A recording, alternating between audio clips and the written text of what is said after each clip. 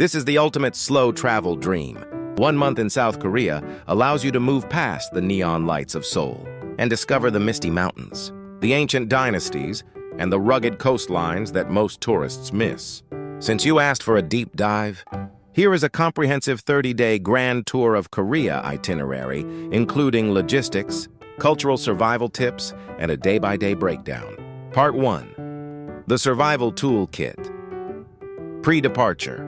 Before you land, you need to understand that Korea's digital ecosystem is unique. Global apps often struggle here. Navigation Google Maps is essentially useless for walking directions in Korea.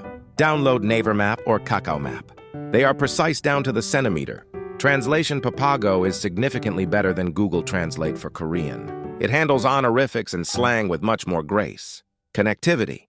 Get a physical T-Money card for subways, buses, and taxis at any 7-Eleven. For data, an eSIM from providers like LGU or SKT is easiest. The Palli-Palli culture Korea runs on speed. Delivery is fast, the internet is fast, and people walk fast. Embrace it, but don't feel pressured to keep up 247. Tipping, do not tip. It's not expected, and can sometimes be confusing, or even slightly offensive to the staff. Excellent service is simply the standard. Week 1, Seoul, the Neon Heart. Vibe high energy, fashion, history, and work hard, play hard. Day 1-2, the Royal Foundations. Start at Gyeongbokgung Palace. Rent a hanbok traditional dress to get in for free. Walk to Bukchon Hanok Village, but quiet people actually live there. End the day with a view from Seoul Tower. Day 3, the youthful energy. Head to Hongdae. It's the epicenter of busking, street food, and indie culture. It's the best place to feel the pulse of Gen Z Korea. Day 4, the glitz of Gangnam. Visit Starfield Library, the famous giant bookshelf, and the COEX Mall. Walk the K-Star Road if you're into K-pop. Day 5, the Green Escape. Hike Bukhansan National Park. It's accessible by subway. After the hike, go to a Jimjilbang Korean spa to soak your muscles. Day 6, Markets and Mountains. Eat your way through Gwangjang Market, try the mung bean pancakes. Then walk the Seoul City Wall Trail at sunset. Day 7, the Han River Ritual. Rent a bike at Yoido Park. For dinner, do what the locals do, order chimek fried. Chicken and beer via a delivery app and have it delivered directly to your picnic mat by the river. Week 2, the East Coast Mountains and Sea. Vibe healing, coffee culture, and dramatic landscapes. Day 8, departure to Sakcho. Take an express bus from Seoul. This is the gateway to Seoraksan National Park. Day 9, Seoraksan Majesty. Take the cable car to Gwanggam-song Fortress or hike to Ulsanbawi Rock. The granite peaks are legendary. Day 10, coastal chill. Explore the Sokcho Abai village and try the local specialty, Squid Sundae. Day 11, Gangneung Coffee. Take a local bus train to Gangneung. This city is the coffee capital of Korea. Spend the afternoon at Anmok Coffee Street, where every cafe overlooks the ocean. Day 12, BTS and Waves. Visit the Jumanjin Beach, famous for the BTS bus stop, and Goblin filming location. Day 13, the Deep Southeast. Move down to Pohang. Visit the Spacewalk, a walkable roller coaster sculpture that gives you a 360-degree view of the industrial coast. Day 14, Rest and Seafood. Enjoy a quiet day by the sea in Pohang, eating Mulho spicy raw fish soup. Week 3, the Golden Age Gyeongju and Busan. Vibe ancient history meets a gritty, bustling port city. Day 15, the Museum Without Walls. Head to Gyeongju. This was the capital of the Silla dynasty for 1,000 years. Day 16, Royal Tombs. Visit Daerungwon burial mounds and the Donggung Palace and Wolji Pond at night. The lighting is magical. Day 17, to the coast. Take the KTX or a bus to Busan, Korea's second-largest city. Day 18, the Santorini of Korea. Explore Gamcheon Culture Village. It's a maze of colorful houses and street art. Day 19, Beach and Temple.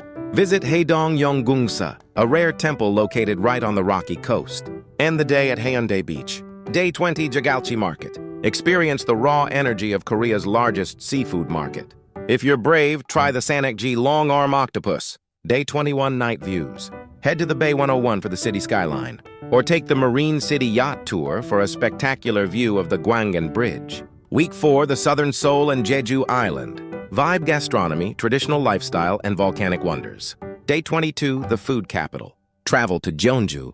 The Jeonju Hanok village is home to over 800 traditional houses. You are here for one thing, bibimbap. Day 23, slow city living. Spend the day drinking traditional tea and learning about Magioli, rice wine in Jeonju's famous makgeolli alleys. Day 24, flight to the Hawaii of Korea. Fly from Gunsan or Gwangju or take a ferry from Mokpo to Jeju Island. Rent a car. Public transport on the island is slow. Day 25, the east side. Hike a Songsan Ilchulbong Sunrise Peak, a UNESCO volcanic cone. Watch the Haenyeo female divers catch seafood by hand. Day 26, waterfalls and cliffs. Visit Jongbang Waterfall, the only one in Asia that falls directly into the ocean, and the Jusangjoli Cliff hexagonal rock formations. Day 27, the big hike. If you're fit, hike Hallasan, the highest mountain in South Korea. It sits in the center of the island. Day 28, West Coast sunset. Drive along the Awol Coastal Road. Stop at the trendy cafes and watch the sunset over the black volcanic rocks. Day 29, final souvenirs. Visit the Dongmun Market in Jeju City. Buy some Halabang Jeju oranges and black pork jerky. Day 30, back to Seoul.